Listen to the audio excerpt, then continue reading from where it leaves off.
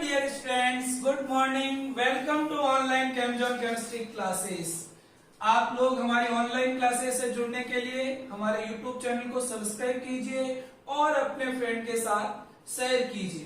देखिए dear students, हम लोग स्टडी कर रहे थे हेलो एल्केन एंड हेलो एलिन्स की, और हेलो एल्केन एंड हेलो एलिन्स में अब तक हम लोगों ने इनकी डेफिनेशन, क्लासिफिकेशन, नॉमेनक्लेचर और मेथड ऑफ प्रिपरेशन की बात की है।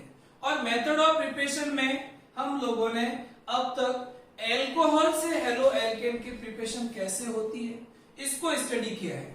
आज जो हम स्टडी करने वाले हैं मेथड ऑफ प्रिपरेशन में, वो है फ्रॉम हाइड्रोकार्बन्स। मतलब हाइड्रोकार्बन से आप हेलो एल्केन की प्रिपरेशन कैसे करते। तो आप हेडिंग लिखिए मेथड ऑफ प्रिपरेशन में, जो है फ्रॉम हाइड्रोकार्बन्स। अब हाइड्रोकार्बन्स में हम फर्स्ट ऑफ ऑल जो स्टडी करने वाले हैं वो है आपका फ्रॉम एल्केन। From alkanes. देखिए इधर आप लोग एल्केन से हेलो एल्केन की प्रिपरेशन कैसे करते हैं। तो देखिए इधर ये मैंने लिया मेथेन। क्या लिया? मेथेन। मेथेन क्या होता है? CH4 होता है। तो ये मैंने लिया methane. Methane react with dihalogen. ये मैंने डाइहेलोजन लिया, डाइक्लोरो ले लिया, आपका डाइहेलोजन लिया, ठीक है। और अब इसकी reaction in presence of sunlight कर रहे हैं। तो देखिए इधर इस बॉन्ड का क्या होगा? होमोलाइटिक बॉन्ड की बेस होगा, और इस डाइहेलोजन कंपाउंड का भी क्या होगा? होमोलाइटिक बॉन्ड की बेस होगा।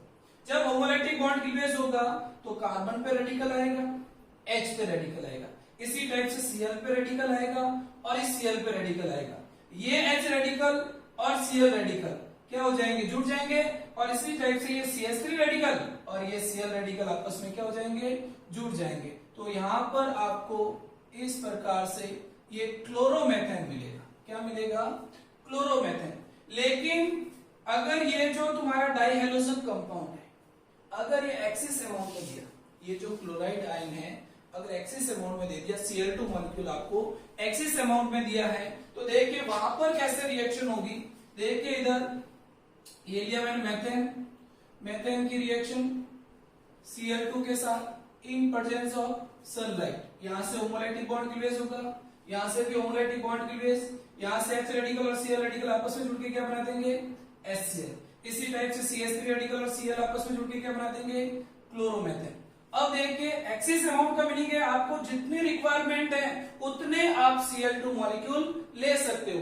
तो एक बार मैं फर्दर रिएक्शन करूं तो ये Cl2 in presence of sunlight react with chloromethane. तो देखिए यहां से एक H जाएगी, यहां से एक Cl जाएगी, वही आपका क्या हो जाएगा? HCl। और इस CH2 रेडिकल पे क्या जुड़ जाएगा? Cl। तो ये क्या बन जाएगा? डाइक्लोरोमेथेन। अब इस डाइक्लोरोमेथेन की फर्दर मैं रिएक्शन कराऊं Cl2 मॉलिक्यूल के साथ इन प्रेजेंस ऑफ सनलाइट, तो यहां से एक H जाएगा, एक Cl जाएगा, माइनस क्या हो जाएगा? HCl। और किसका फॉर्मेशन होगा? क्लोरोफॉर्म का फॉर्मेशन होगा। इसी टाइप से अगर मैं एक बार और रिएक्शन करूं फर्दर, तो यहां पर क्या होगा? ये Cl2 मॉलिक्यूल यहां के H को रिमूव करेगा, माइनस HCl, और इस H की जगह ये क्या जुड़ जाएगा? Cl।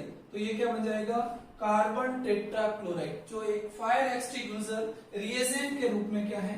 यूज होता है। समझ में आ गया आप लोगों को। और ये आपका क्या है? क्लोरोफॉर्म। CH3 क्या होता है? क्लोरोफॉर्म।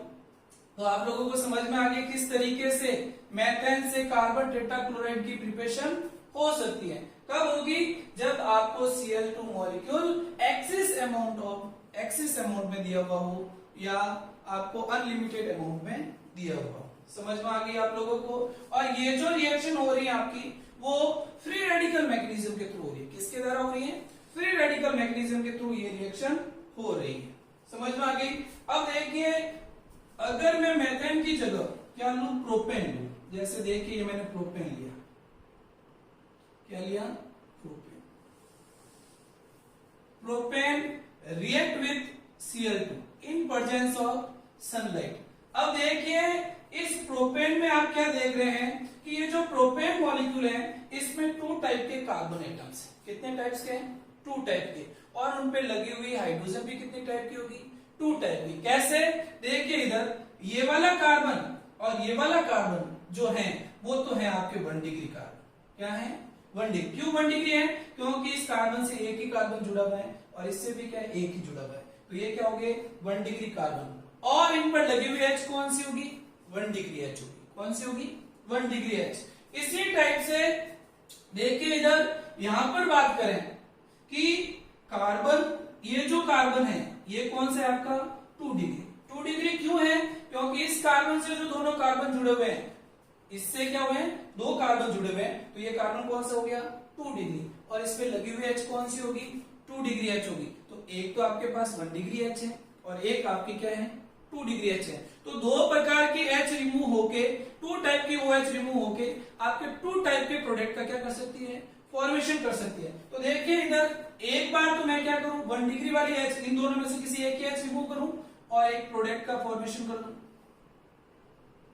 ये। और इसी टाइप से एक बार मैं 2 डिग्री की H को रिमूव करूं और यहां पर मैं इस प्रोडक्ट का क्या कर लूं? फॉर्मेशन। अब आपको आइडेंटिफाई करना है कि 1 डिग्री क्लोरो, ये जो क्लोरो प्रोडक्ट और 2 डिग्री क्लोरो प्रोडक्ट में से ज्यादा जो अमाउंट में कौन सा प्रोडक्ट बनेगा, मेजर प्रोडक्ट कौन सा होगा। तो उसके लिए देखिए, इसके लिए हम बात कर देखिए, एक बार तो आपने क्या बनाया था? CH3 CH2 radical. भाई यहां से जब H गई थी तो कौन सा बना? 1 डिग्री रेडिकल बना। कौन सा? 1 डिग्री रेडिकल बना या 1 डिग्री फ्री रेडिकल बना। और एक बार जब आपने यहां से H रिमूव की, देखिए इधर, तो यहां पर कौन सा बना? 2 डिग्री रेडिकल बना। अब दोनों में से जो रेडिकल ज्यादा स्टेबल होगा उससे बनने वाला प्रोडक्ट भी क्या होगा? ज्यादा होगा, क्योंकि वो H इजीली रिमूव हो जाएगी और रेडिकल का फॉर्मेशन आसानी से कर लेगी। तो देखिए इधर अगर इसकी स्टेबिलिटी निकालनी है तो उसके लिए देखते हैं अल्फा H। तो आपको मैंने हाइपर कॉन्जुगेशन में स्टडी करवाया था कि रेडिकल से जुड़ा हुआ कार्बन कौन सा? Alpha carbon. इस रेडिकल से जुड़ा हुआ कार्बन भी कौन सा? Alpha carbon. उस पे लगी हुई H कौन सी?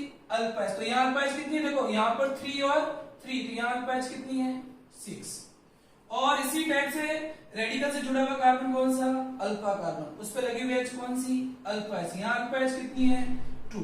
तो देखिए एक तो जब 1 डिग्री H निकलेगी तब तो अल्फा H कितनी होगी? 2। और जब 2 डिग्री H निकलेगी जो रेडिकल बनेगा उसके पास अल्फा H कितनी होगी? 6। तो मैंने आप लोगों को हाइपर कॉन्जुगेशन में स्टडी करवाया था कि number of alpha H increases then hyperconjugation structure increase and hyperconjugation structure increases then stability of free radical increase. तो ज्यादा स्टेबल कौन सा हुआ? 2 डिग्री, क्योंकि इसके पास अल्फा H क्या है? ज्यादा है। अल्फा H ज्यादा होगी तो इसकी स्टेबिलिटी भी ज्यादा होगी। अगर इसकी स्टेबिलिटी ज्यादा है दैट मींस यहां से H जब फास्ट निकलेगी और फास्ट निकल के रेडिकल बनाएगी और इस रेडिकल के साथ फिर Cl रेडिकल जुड़ जाएगा। तो इसका मतलब ये जो 2 डिग्री वाला क्लोरो प्रोडक्ट है ये तो आपका क्या होगा? मेजर, और ये आपका क्या होगा? माइनर। समझ में आ गया आप लोगों को कौन सा मेजर और कौन सा माइनर होगा, क्यों होगा? देख लीजिए एक बार इधर, ये मैंने क्या लिया? प्रोपेन। प्रोपेन को Cl2 मॉलिक्यूल के साथ रिएक्ट कराया इन प्रेजेंस ऑफ सनलाइट। अब यहाँ 2 तरह के प्रोडक्ट बनने की पॉसिबिलिटी है। एक तो आपका 1 डिग्री वाला और एक आपका 2 डिग्री वाला। अब 1 डिग्री वाला ज्यादा बनेगा या 2 डिग्री वाला? तो इसके लिए हमने एक बार 1 डिग्री से H रिमूव की, एक बार 2 डिग्री से H रिमूव की। जब 1 डिग्री से H रिमूव की तो इसके पास अल्फा H कितनी है? 2। और जब 2 डिग्री से अल्फा H रिमूव की तो इसके पास अल्फा H कितनी है? 6। तो यहाँ अल्फा H कितनी है? 6। तो जहां अल्फा H ज्यादा होगी वहां हाइपर कॉन्जुगेशन स्ट्रक्चर ज्यादा होगी, और जहां हाइपर कॉन्जुगेशन स्ट्रक्चर ज्यादा होगी उस मॉलिक्यूल की स्टेबिलिटी, उस रेडिकल की स्टेबिलिटी भी क्या होगी? ज्यादा होगी। दैट मींस ये ज्यादा स्टेबल है। इसका मीनिंग ये होगा कि ये H आपकी फास्ट रिमूव होगी, और जब ये फास्ट रिमूव होगी तो यहाँ Cl जुड़ के यहाँ से बनने वाला प्रोडक्ट भी क्या होगा? मेजर प्रोडक्ट होगा, और ये वाला क्या होगा? माइनर प्रोडक्ट होगा। अगर कहीं पर 3 डिग्री और 1 डिग्री बनने की पॉसिबिलिटी होती तो फिर 3 डिग्री रेडिकल ज्यादा स्टेबल होते हैं, तो वो प्रोडक्ट क्या होगा? मेजर होगा। तो आप लोग ये चीज क्या करें? ध्यान रखें। समझ में आ गई आप लोगों को? ठीक है, ये तो आपके हो गया एल्केन से। अब देखिए हाइड्रोकार्बन में जो आपका नेक्स्ट है वो है फ्रॉम एल्कीन्स। अब देखिए एल्कीन से हेलो एल्केन की प्रिपरेशन कैसे करें।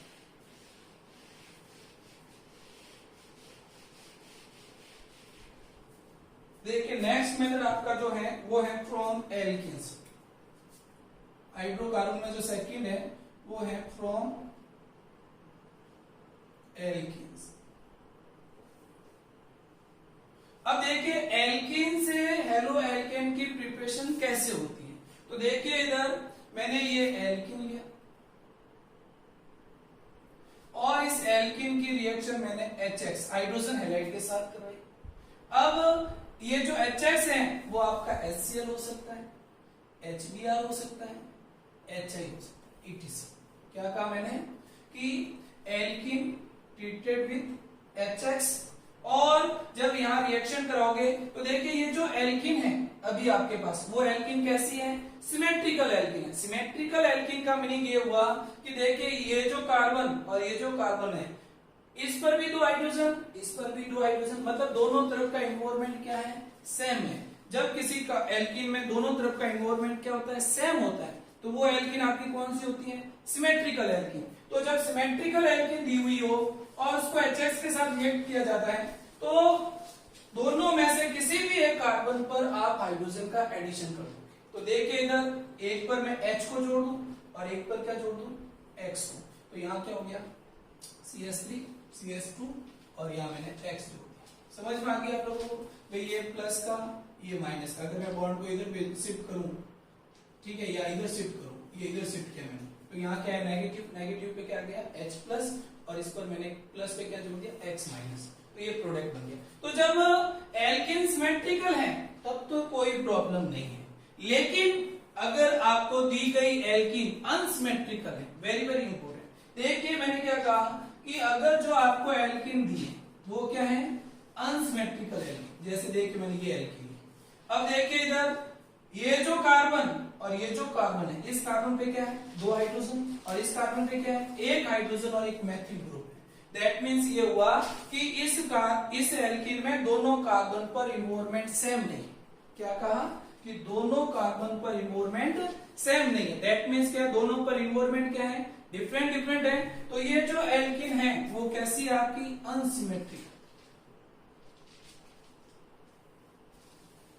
ये क्या है, अनसिमेट्रिकल एल्कीन है। और जब आपको अनसिमेट्रिकल एल्कीन दी हुई हो और उस पर HBr, HI या HCl का एडिशन करवाना है, तो वहां पर HBr, HCl और HI का जो एडिशन होगा वो मार्कोनिकॉफ रूल के अकॉर्डिंग होगा। किसके अकॉर्डिंग होगा, मार्कोनिकॉफ रूल के अकॉर्डिंग होगा। तो आप लोगों ने 11th में स्टडी की होगी मार्कोनिकॉफ रूल के बारे में, आप लोगों को पता है मार्कोनिकॉफ रूल क्या था कि अगर कोई भी अनसिमेट्रिकल एल्कीन दी हुई हो और उस पर HCl, HBr या HI का एडिशन किया जाता है तो हाइड्रोजन उस डबल बॉन्डेड कार्बन एटम पर ऐड होता है जहां पर पहले से हाइड्रोजन क्या हो, ज्यादा हो। तो देखिए ये अनसिमेट्रिकल एल्कीन है, ये कौन है, HBr है। अब इस कार्बन पे हाइड्रोजन ऐड होगा या इस पर, इसको आइडेंटिफाई करना है। तो मैंने क्या कहा कि हमेशा हाइड्रोजन उस डबल बॉन्डेड कार्बन एटम पर ऐड होगा जिस पर पहले से हाइड्रोजन क्या हो, ज्यादा हो। देखिए यहाँ पर हाइड्रोजन कितनी है 2 और इस पर हाइड्रोजन कितनी है 1, तो यहाँ तो क्या जुड़ेगा हाइड्रोजन और यहाँ क्या जुड़ जाएगा हेलोजन। तो देखिए इधर यहाँ प्रोडक्ट क्या बना, मेजर प्रोडक्ट जो बना आपका वो क्या है CH3 CH Br CH3, क्या बना 2 ब्रोमो प्रोपेन जो बना वो आपका क्या है मेजर प्रोडक्ट है। इसी टाइप से देखिए अगर मैं ये लेता, जैसे ये एग्जांपल और यहां पर मैं HI का एडिशन करवा दूं, जैसे क्या करवा दूं HI का एडिशन। अब देखिए मेरे को एक चीज बताइए, ये जो एल्कीन है वो कैसी है, अनसिमेट्रिक। अनसिमेट्रिकल का मीनिंग क्या है कि देखिए इस कार्बन और इस कार्बन का इन्वॉल्वमेंट अलग अलग है। इस कार्बन पे 2 मेथिल ग्रुप है और इस कार्बन पे 2 क्या है हाइड्रोजन। तो ये एल्कीन कैसी होगी, अनसिमेट्रिक। अब इस पर HI का क्या करवाना है, एडिशन। तो रूल कौन सा लगेगा, मार्कोनिकॉफ रूल। और मार्कोनिकॉफ रूल क्या कहता है कि हाइड्रोजन हमेशा उस डबल बॉन्डेड कार्बन एटम पर ऐड होगी जहां पर पहले से हाइड्रोजन क्या हो, ज्यादा।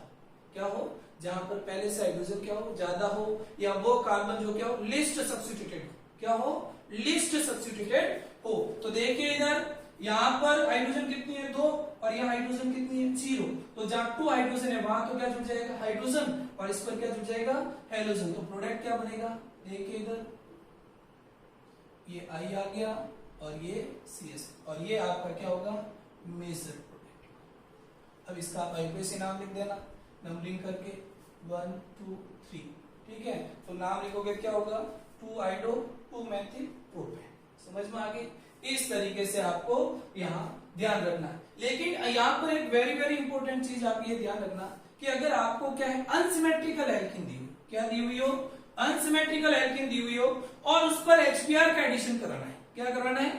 HBr का एडिशन कराना है और आपको सनलाइट या पेरोक्साइड दिया हुआ है। क्या कहा कि when unsymmetrical alkene treated with HBr in presence of peroxide or sunlight, then that condition addition of HBr takes place according to anti-Markovnikov rule.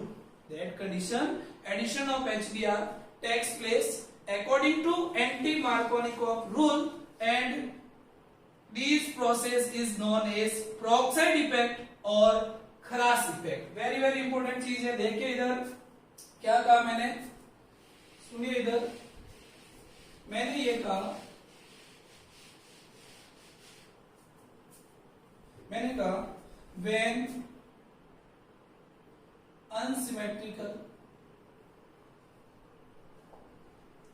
unsymmetrical alkene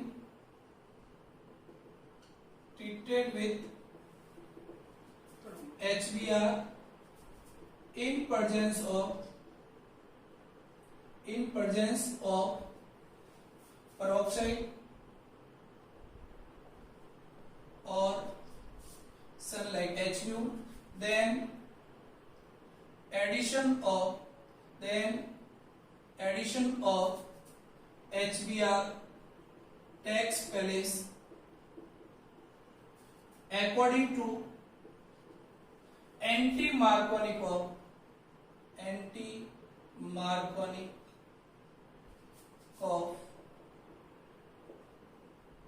rule. देखिए इधर मैंने क्या कहा कि अगर आपको कोई अनसिमेट्रिकल एल्कीन दी हुई है और उस अनसिमेट्रिकल एल्कीन को HBr के साथ रिएक्ट किया जाता है इन प्रेजेंस ऑफ पेरोक्साइड और sunlight, then addition of HBr takes place according to anti-Markovnikov rule and such process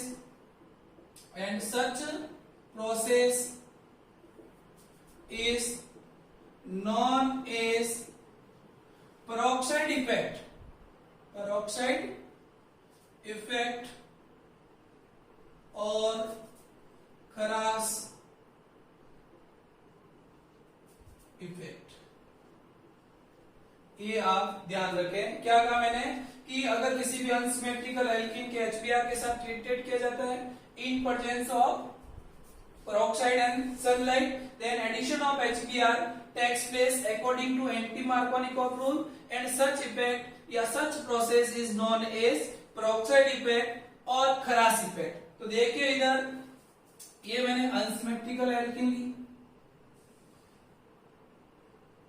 और इस अनसिमेट्रिकल एल्कीन पर HBr का एडिशन करवाना है। क्या करवाना है?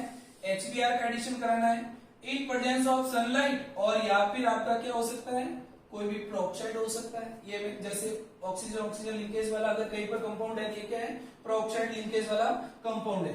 अब देखिए इस अनसिमेट्रिकल एल्कीन पर क्या करना है HBr का एडिशन कराना है। क्या कराना है? HBr का एडिशन करवाना है। तो मैंने क्या कहा कि यहाँ पर हमेशा एंटी मार्कोनिकॉफ रूल के अकॉर्डिंग क्या होगा एडिशन होगा। अब ये एंटी मार्कोनिकॉफ रूल क्या है तो आप लोगों ने 11th में स्टडी किया होगा। एंटी मार्कोनिकॉफ रूल का मीनिंग ये है कि हमेशा किसी भी अनसिमेट्रिकल एल्कीन पर HBr का एडिशन जब HMU और पेरोक्साइड के प्रेजेंस में कराते हैं तो हमेशा हाइड्रोजन का एडिशन जो होगा वो हमेशा उस कार्बन एटम या उस डबल बॉन्डेड कार्बन एटम पर होगा जहां पर पहले से हाइड्रोजन क्या हो कम हो। जहां पर पहले से हाइड्रोजन क्या हो कम हो, दैट मीन्स क्या हो मोर सब्स्टिट्यूटेड कार्बन एटम पर हमेशा जाकर क्या जुड़ेगी हाइड्रोजन जुड़ेगी। तो देखिए इधर ये HBr है, ये अनसिमेट्रिकल एल्कीन है। अब ये हाइड्रोजन दोनों में से किस कार्बन पर जुड़ेगा तो उस कार्बन पर जुड़ेगा जहां पहले से हाइड्रोजन क्या हो कम हो। तो देखिए यहाँ पर हाइड्रोजन कितनी है 2, यहाँ पर हाइड्रोजन कितनी है 1। तो इसका मतलब हाइड्रोजन कहाँ जुड़ेगी इस कार्बन पर और यहाँ क्या जुड़ेगा हेलोजन। तो यहाँ जो मेजर प्रोडक्ट बनेगा वो होगा ये CH3 CH2 और ये CH2 और यहाँ पर आपके जो हैं ये Br आ जाएगा। समझ में आ गई आप लोगों को? क्या समझ में आई कि अगर अनसिमेट्रिकल एल्केन दी है, HBr का एडिशन कराना है सनलाइट और पेरोक्साइड के प्रेजेंस में, तो हमेशा हाइड्रोजन उस डबल बॉन्डेड कार्बन एटम पर जुड़ेगी जहां पहले से हाइड्रोजन क्या हो, कम। तो यहाँ तो क्या जुड़ गया, हाइड्रोजन, और यहाँ क्या जुड़ जाएगा, हेलोजन। समझ में आ गई? और यही प्रोडक्ट आपका क्या होगा, मेजर प्रोडक्ट होगा। और ये जो इफेक्ट है आपका वो कौन है, पेरोक्साइड इफेक्ट या खराश इफेक्ट है। पेरोक्साइड इफेक्ट या खराश इफेक्ट है। तो इसको आप लोग अच्छे से नोट कर लेना, और ये इंपोर्टेंट टॉपिक भी है आपका। और ये जो रिएक्शन होती है यहाँ पर, ये आपके फ्री रेडिकल मैकेनिज्म के थ्रू होती है। ये हमेशा क्या होती है, फ्री रेडिकल मैकेनिज्म के थ्रू होती है। तो समझ में आ गया आप लोगों को?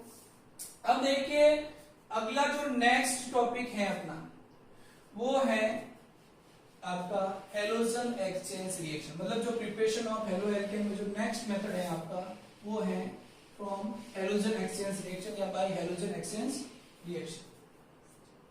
देखिए इधर नेक्स्ट जो है मेथड आपका वो है bye halogen exchange reaction.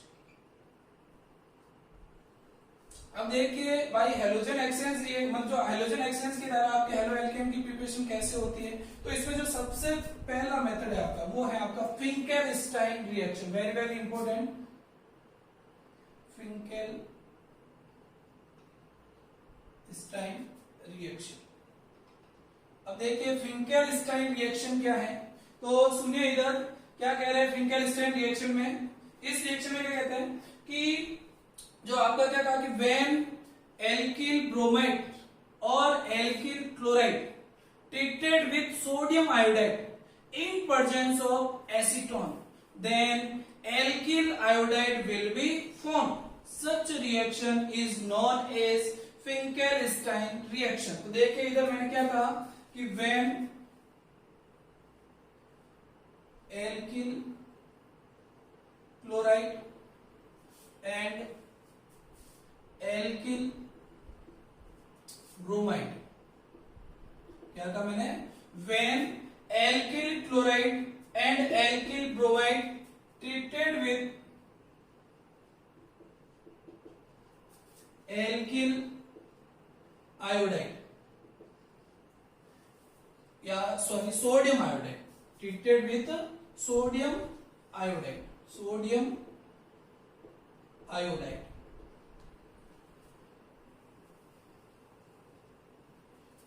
in presence of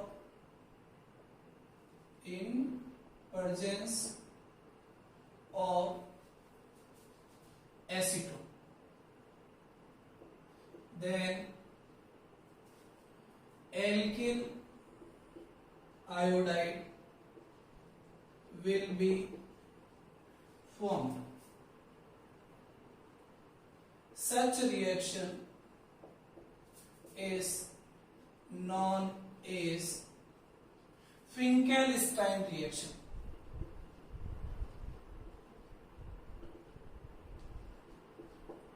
देखिए इधर मैंने क्या कहा कि when alkyl chloride and alkyl bromide treated with sodium iodide in presence of acetone, then alkyl iodide will be formed.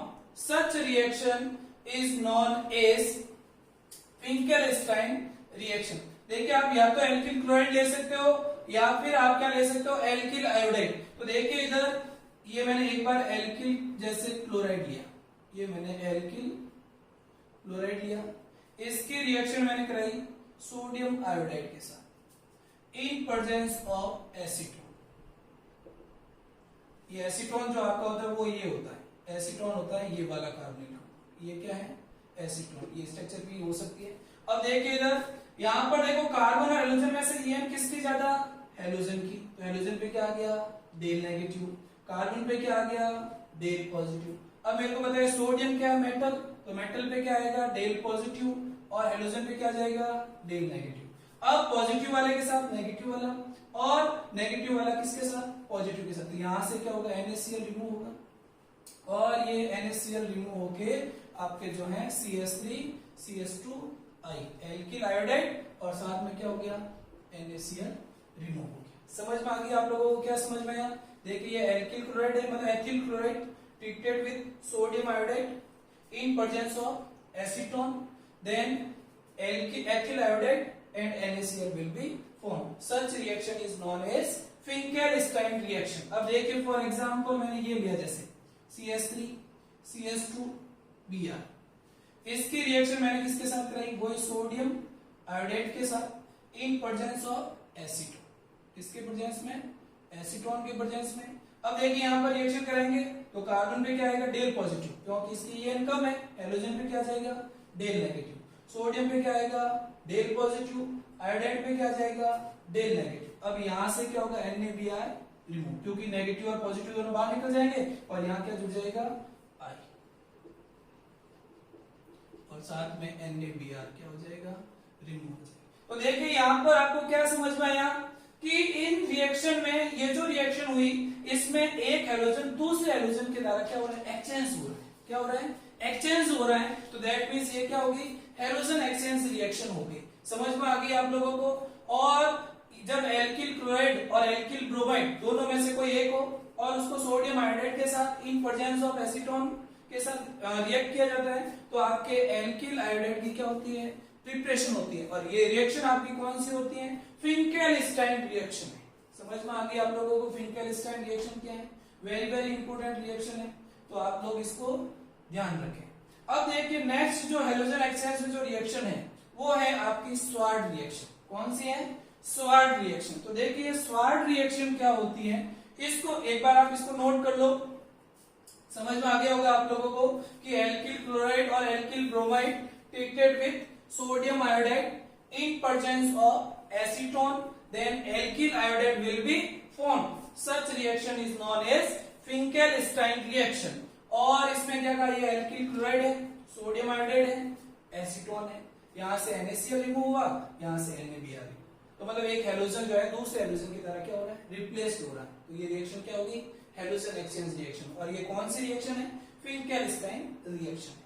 समझ में आ गया?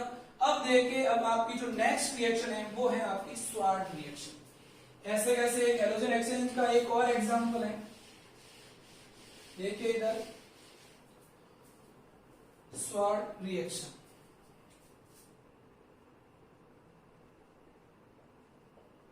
अब देखिए ये स्वार्ड रिएक्शन क्या है, तो आप लोग ध्यान रखें कि अगर आपको एल्किल फ्लोराइड की प्रिपरेशन करनी है, क्या कहा मैंने?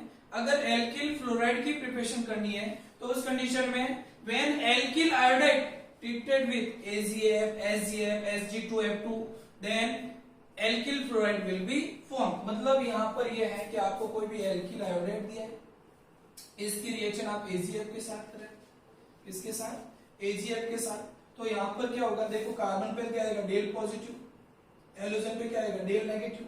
अब यहाँ Ag और F तो मेटल पे क्या जाएगा? पॉजिटिव, और हेलोजन पे क्या जाएगा? नेगेटिव। अब ये पॉजिटिव वाला इस नेगेटिव वाले को ले लेगा तो यहाँ से क्या हो जाएगा? ACI रिमूव हो जाएगा और यहाँ पर क्या जुड़ जाएगा? F जुड़ जाएगा। तो ये RF और साथ में AgF की क्या जाएगी?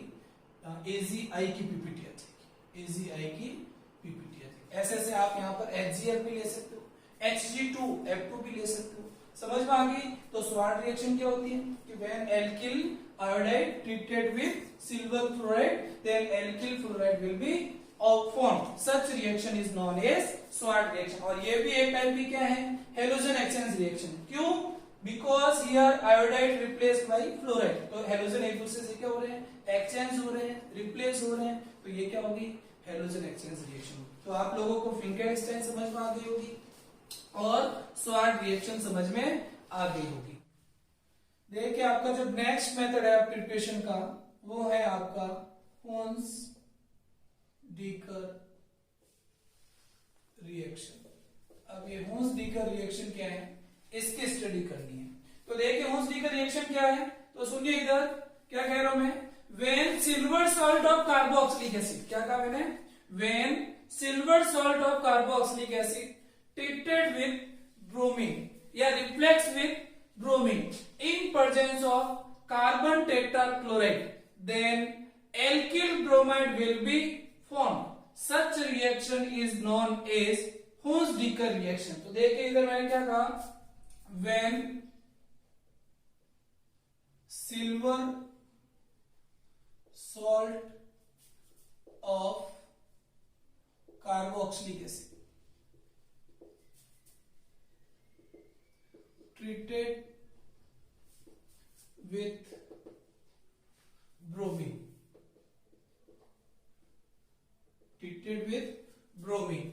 in presence of carbon tetrachloride, then alkyl bromide will be formed. Such reaction is known as Hunsdiecker reaction. देखिए इधर मैंने क्या कहा कि when silver salt of carboxylic acid treated with bromine in presence of carbon tetrachloride, then alkyl bromide will be formed. Such reaction is known as Hunsdiecker reaction. तो देखिए इधर देखिए, ये मैंने लिया silver salt of carboxylic acid, ये क्या है, silver salt of carboxylic acid, because carboxylic acid जो आपका होता है वो ये होता है क्या, देखिए इधर, और इसके H को रिमूव करके यहाँ क्या गया Ag प्लस, तो ये क्या बन गया, इसका सॉल्ट बन गया, तो ये क्या बना, silver salt of carboxylic acid, और इसको किसके साथ रिप्लेस कर रहे हो, ब्रोमीन के साथ, किसके प्रेजेंस में, कार्बन टेट्राक्लोराइड के प्रेजेंस में। अब देखिए इधर यहां पर क्या होगा, ये नेगेटिव इधर जाएगा, ये इधर जाएगा, और इस ब्रोमीन में एक Br जो है आपका वो तो है प्लस का, डेल प्लस का, और एक डेल माइनस का, तो देखिए इसमें क्या है, नेगेटिव, नेगेटिव के साथ Br प्लस का, यहां से CO2 रिमूव हो जाएगी, और Ag प्लस के साथ क्या जाएगा, Br माइनस, तो यहाँ क्या क्या फॉर्म हुआ, देखिए इधर R माइनस के साथ Br प्लस, तो ये एल्किल ब्रोमाइड, ठीक है। इसके बाद देखिए यहां से CO2 रिमूव हुई, तो ये क्या हो गया, CO2 रिमूव हो गई, और Ag प्लस के साथ Br माइनस का, तो ये क्या हो गया, AgBr की पीपीटी आ गई। समझ में आ गया क्या आपको। देखिए इसका एक और एग्जांपल लेते हैं, जैसे ये लिया मैंने, ये silver salt of carboxylic acid है, और ये मैंने ब्रोमीन ली, और इसको कार्बन टेट्राक्लोराइड के प्रेजेंस में रिफ्लेक्स कर रहे हैं, तो देखिए यहाँ डेल प्लस का, यहाँ डेल माइनस का, ये इधर गया, ये इधर गया, CH3 पे क्या आएगा, नेगेटिव, और ये Br क्या है, प्लस का, तो CH3 और Br आपस में जुड़ जाएंगे, और फिर देखिए यहाँ से CO2 रिमूव हुई, ये CO2 रिमूव हो गई, और साथ में Ag प्लस के साथ क्या जाएगा, Br, तो ये AgBr की क्या जाएगी, पीपीटी आ जाएगी, ये ध्यान रखना। तो आप लोगों को समझ में आ गया हुंसडीकर रिएक्शन क्या होती है। और एक चीज यहाँ पर ध्यान रखें कि हुंसडीकर रिएक्शन के दौरान जो इंटरमीडिएट बनता है, ड्यूरिंग हुंसडीकर रिएक्शन जो इंटरमीडिएट बनता है वो होता है हमेशा आपका फ्री रेडिकल। ये कंपटीशन में बहुत बार पूछा हुआ क्वेश्चन है कि हुंसडीकर रिएक्शन के दौरान कौन सा इंटरमीडिएट फॉर्म होता है, मतलब which intermediate will be form during the Hunsdiecker reaction. तो आप हमेशा ध्यान रखें यहाँ पर फ्री रेडिकल का फॉर्मेशन होता है, और ये जो रिएक्शन होती है वो फ्री रेडिकल मैकेनिज्म के थ्रू होती है। समझ में आ गया आप लोगों को, ठीक है। अब एक लास्ट मेथड है जो प्रिपरेशन का, वो है आपका फ्रॉम एलिफेटिक एमीन। तो देखिए फ्रॉम एलिफेटिक एमीन से कैसे आप हेलो एल्केन की प्रिपरेशन करते हैं। तो ये जो लास्ट मेथड है आपका from aliphatic amine, from aliphatic amine. अब देखिए फ्रॉम एलिफेटिक एमीन से कैसे आप हेलो एल्केन की प्रिपरेशन करते हैं। तो ये मैंने लिया एलिफेटिक एमीन, ये R कोई भी आपका एल्किल ग्रुप है, और इसको नाइट्रोसिल क्लोराइड जिसे हम कहते हैं टिल्डन रिएसेंट, क्या कहते हो, टिल्डन रिएसेंट। ये मैंने लिया नाइट्रोसिल क्लोराइड, ये क्या लिया, नाइट्रोसिल क्लोराइड जो आपका है Tilden reagent, which is known as Tilden reagent, जो आप नाइट्रोजन कंटेनिंग फंक्शनल ग्रुप में स्टडी करेंगे इसको एक बार और। तो देखिए इधर aliphatic amine treated with nitrosyl chloride, then यहां से वाटर रिमूव होगा, यहां से N2 रिमूव होगी और ये R और Cl आपस में जुड़ जाएंगे, तो RCl N2 और साथ में H2 क्या हो गया, रिमूव हो गया। तो आपको एलिफेटिक एमीन से हेलो एल्केन की प्रिपरेशन करना आ गया और आपको प्रिपरेशन के सारे मेथड अच्छे से आगे होंगे। तो आप लोग इनको अच्छे से स्टडी करें और नेक्स्ट क्लास में हम बात करेंगे फिजिकल और chemical properties of halo alkane.